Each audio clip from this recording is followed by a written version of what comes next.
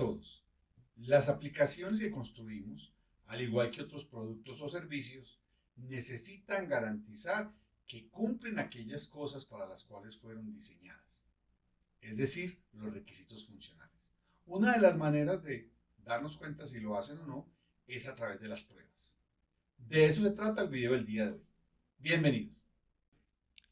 Antes de entrar directamente con el tema de pruebas, analicemos el costo que tienen los errores en el desarrollo de aplicaciones y la relación que tiene ese costo con la etapa en la cual se identifique dicho error.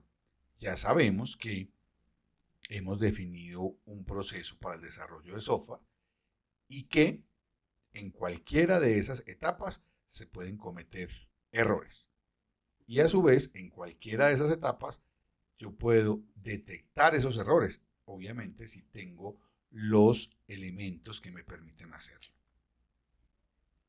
Entonces, si detecto el error en esas primeras fases de análisis y diseño, digamos que eso tiene un costo, esa detección de ese error, porque amerita, digamos, la creación de nuevos procesos de verificación y de validación del funcionamiento de los programas. Ya profundizaremos un poco más en los conceptos. Vamos a suponer que allí tiene un costo dado, un costo que estamos dando en general.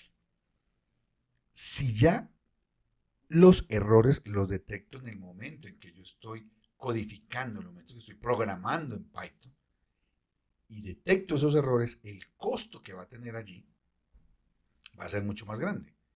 Va a ser 5 veces más al costo que si hubiera detectado ese error en análisis y diseño.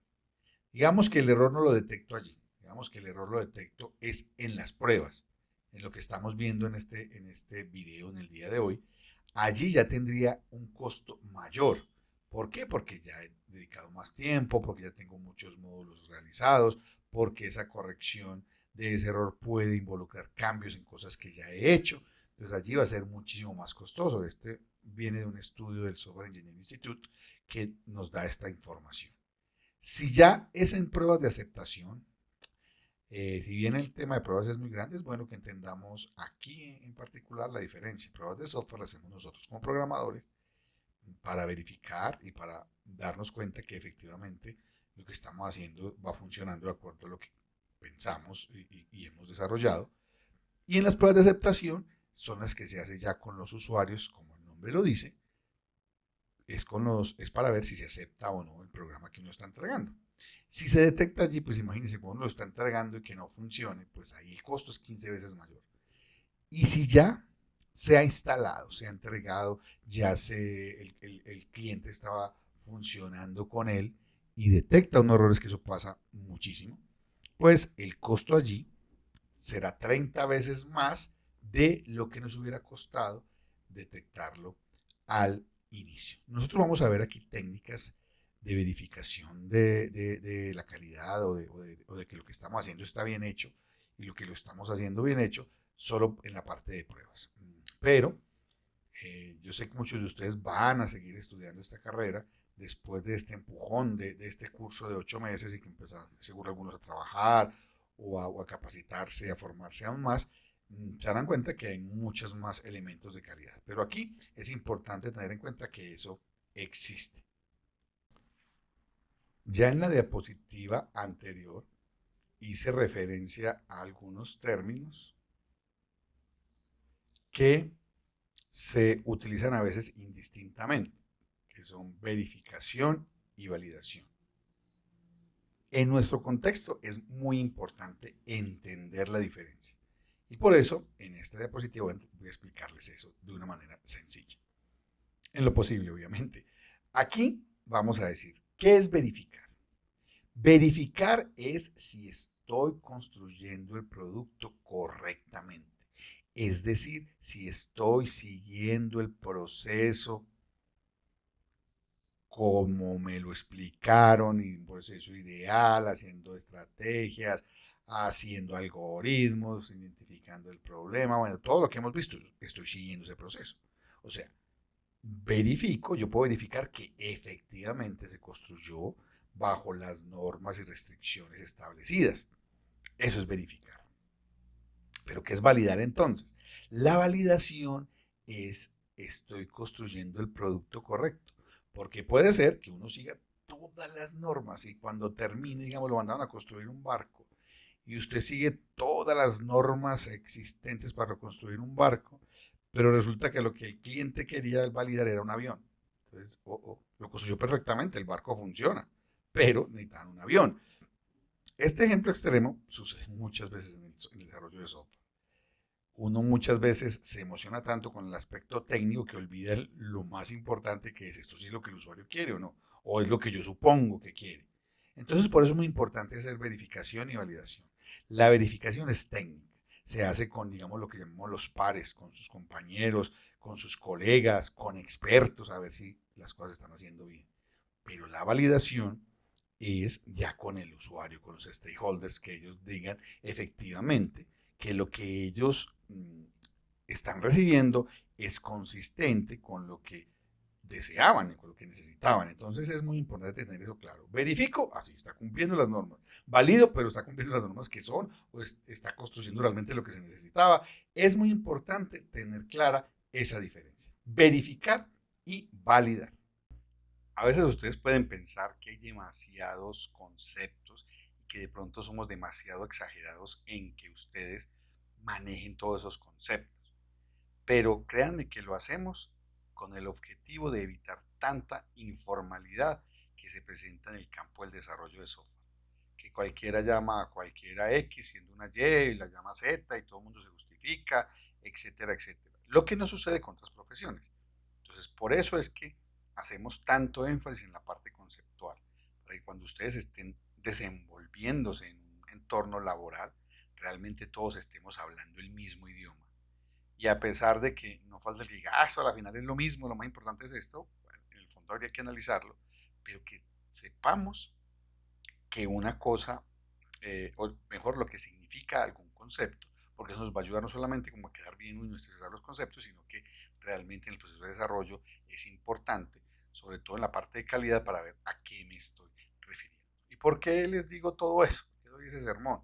Precisamente porque aquí hay unos conceptos que sí se utilizan indistintamente aquí muchísimo, muchísimo, mucho más que validación y verificación. El primero es el concepto de error.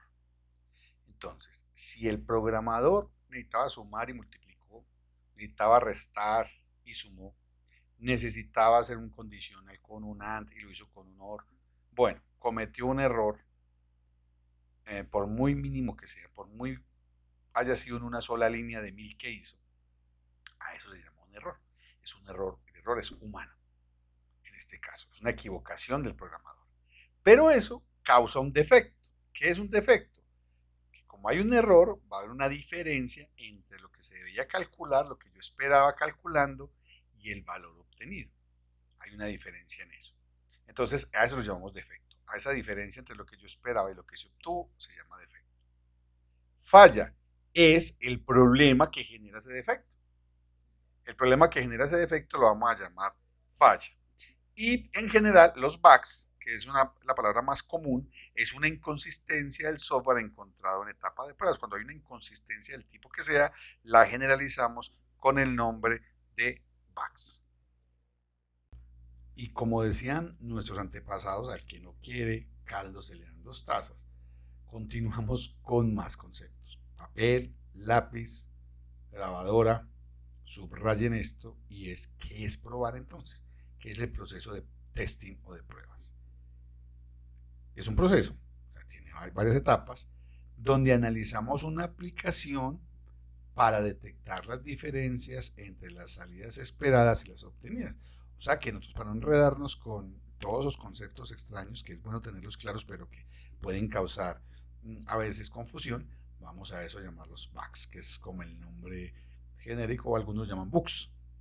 Pero pues como yo estoy haciendo unos cursillos de inglés al igual que ustedes, incluso ya se van a dar cuenta que más adelante habrá una presentación que digamos que las diapositivas están en inglés, obviamente yo voy a hablar en español, pero las diapositivas van a estar en inglés como para ir un poco practicando lo que vieron todas estas semanas. Entonces les decía que se pronuncia bugs y que seguramente se pronuncia todavía mejor, pero al menos no digamos bugs. Y entonces aquí nos queda ya detectado o identificado mejor para qué es que queremos hacer pruebas, para detectar bugs. Bueno, entonces, si estamos hablando de un proceso, es porque tiene etapas. Y si hay un proceso para las pruebas, efectivamente también tiene sus etapas. La primera es la planeación de las pruebas. Generalmente yo no puedo llegar, digamos, de sorpresa a decir, vamos a probar. No, hay que planearlo, hay que definir qué parte del programa voy a probar, hay que identificar quiénes van a ser los que van a hacer las pruebas, a quién es el que vamos a hacer las pruebas, en fin, todo, en qué fecha, en qué plataforma, todos esos recursos que se necesitan. Todas las actividades en general en cualquier proyecto hacen parte de la planeación. Luego yo tengo que diseñar las pruebas, no es simplemente sentarme ahí a ver qué pasa, o sea, vamos a probar este software y simplemente empezar, digamos, a meterle datos a ver qué sale, ¿no? Hay que diseñarlas con anterioridad para poderlas realizar que, e implementar, porque las pruebas que vamos a hacer no son pruebas de usuario, sino que las vamos a llamar pruebas automatizadas, es decir, son programas que prueban otros programas, ahí es donde está, digamos, la parte interesante. Y al final hacemos o realizamos la ejecución de esas pruebas, es decir, ejecutamos o corremos las pruebas porque son programas. Finalmente se hace un reporte de las inconsistencias, de los bugs encontrados, porque el proceso de pruebas, el objetivo es encontrar bugs, no es corregirlos, por decirlo de alguna manera, ni tampoco no encontrarlos. O sea, si usted hizo un proceso de pruebas y no encontró ningún error, tiene dos posibilidades. Una, que ese programa está perfecto, mejor dicho, que el que lo hizo es un genio. Dos, que realmente el que lo hizo es un genio, pero las pruebas quedaron mal diseñadas, porque las hice ahí sin tener en cuenta, digamos, casos extremos o posibilidades. Entonces, finalmente, si uno hace un proceso de pruebas y no tiene, y no tiene bugs, entonces es porque el proceso seguramente no quedó bien hecho. Nosotros no vamos a ver todas las etapas a profundidad del proceso de pruebas, pero efectivamente nos interesa entender algo de diseño de prueba a través de los casos de prueba, ver cómo se implementan en Replit y cómo se ejecutan en Replit. Nosotros vamos a profundizar en esas tres etapas del proceso de pruebas. Ya demos una primera definición de lo que es un caso de prueba, pero ustedes saben que a nosotros nos gusta ver las definiciones explícitamente. En parte por poderlas preguntar en los exámenes y en parte porque también es muy importante ya en serio que ustedes sepan las definiciones. Entonces aquí, ¿qué es un caso de prueba? Es un conjunto de entradas, condiciones de ejecución y resultados que se esperan, que se desarrollan para un objetivo particular, es decir, para una unidad de prueba particular.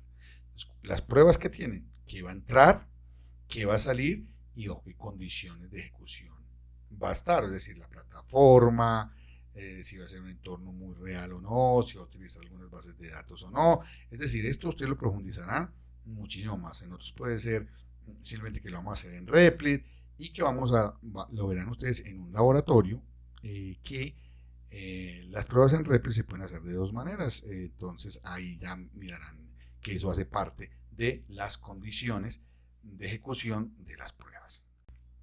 Para el diseño de casos de prueba, una de las estrategias que se utilizan se llaman pruebas de caja negra. ¿Qué tengo yo aquí? Tengo los casos de prueba. De esos casos de prueba obtengo las entradas definidas allí y veo la función como una caja negra, es decir, no sé cómo está implementada. Ni me interesa en este caso, solamente sé que si le entro unos datos que están en los casos de prueba, me da unas salidas. Ahora, la aplicación da unas salidas, la función da unas salidas. Y yo lo que tengo que hacer es comparar si esas salidas que se obtuvieron son las que se esperaban y que estaban definidas en los casos de prueba. Por eso es muy importante que los casos de prueba estén muy bien escritos y que estén muy bien verificados y validados. Ojalá validados por los usuarios para que ellos me digan, sí, claro, si usted mete 10 y 5, la suma da 15. Si usted mete 10 y 10, la suma le da 4. ¿Cómo? Sí, porque es en binario. Ah, eso fue un truquito. Si la 10 y 10 es 20, pero puede ser que no me estén dando 10 y 10, sino 1, 0 y 1, 0, que es otro formato. Pero en decimal, 10 y 10 son 20. Entonces, es muy importante que los casos de prueba estén muy bien escritos, verificados y validados, porque de lo contrario, pues las pruebas no van a tener ningún aporte y, como decía un disco de Frankie Ruiz, la cura va a resultar más mala que la enfermedad. Veamos entonces un ejemplo. Con esta plantillita es que vamos a definir casos de prueba. Importante tenerle una identificación mnemotécnica, es decir, que tenga un significado. Aquí, por ejemplo, estoy diciendo CPEC por decir que es un caso de prueba, que es un requisito de software, el 001, y que es el caso de prueba 1 para ese requisito de software. Que la descripción es realizar un retiro de una cuenta de ahorros. La precondición, que sería como un poquito el entorno que está alrededor, es que en la cuenta se tienen 3.600.000. Qué rico. Y los valores de entrada es que se desea retirar 3 millones. ¿Qué se espera? Que el saldo de la cuenta después de retirar 3 millones quede en 600.000 pesos. Mire que es algo muy sencillo, pero hay que probarlo. Porque qué tal que uno se equivoque ahí, en lugar de poner menos puso un más, y resulta que yo retiro 3 millones y me quedan 6.600.000. No crean que eso está muy lejano de la realidad de tipo de errores. Pasan porque lo que usted escribe en un computador, eso es lo que va a pasar. En el programa se escribe mal un retiro y se equivoca y era una consignación y escriben con un solo signo, menos y más. Imagínense la que se arma en ese banco. Miren aquí este ejemplo que es bien particular. Estamos con el mismo requisito funcional, o el mismo requisito de software, el 001, pero estamos diciendo que es el segundo. Aquí realizamos un retiro de la cuenta de ahorros igual. El saldo de la cuenta de ahorros ahorita es 4 millones, perdón, es 400.000 pesos, y resulta que el valor a retirar es 3 millones. Lo que se espera es que me diga que hay una excepción ahí, que hay un error, y que diga que no tiene saldo disponible. Es un caso de prueba para la misma unidad. En este caso, el requisito de retirar dinero. Hay un saldo menor que el que se va a retirar, y lo que yo espero es que el sistema no haga el retiro. En este caso, para este ejemplo, estamos esperando eso, y estamos esperando que el sistema de alguna manera nos haga saber que efectivamente ese retiro no se puede realizar. Vamos por el tercer caso de prueba para la misma funcionalidad, que es retirar. Aquí tenemos como precondición que se tienen los mismos 400.000 pesos de saldo, pero estamos retirando menos 2 millones.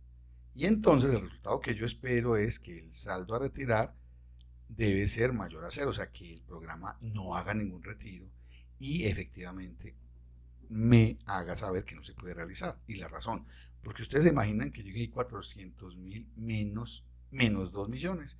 Eso me daría que el saldo daría 2.400.000, y eso, como les digo, puede pasar.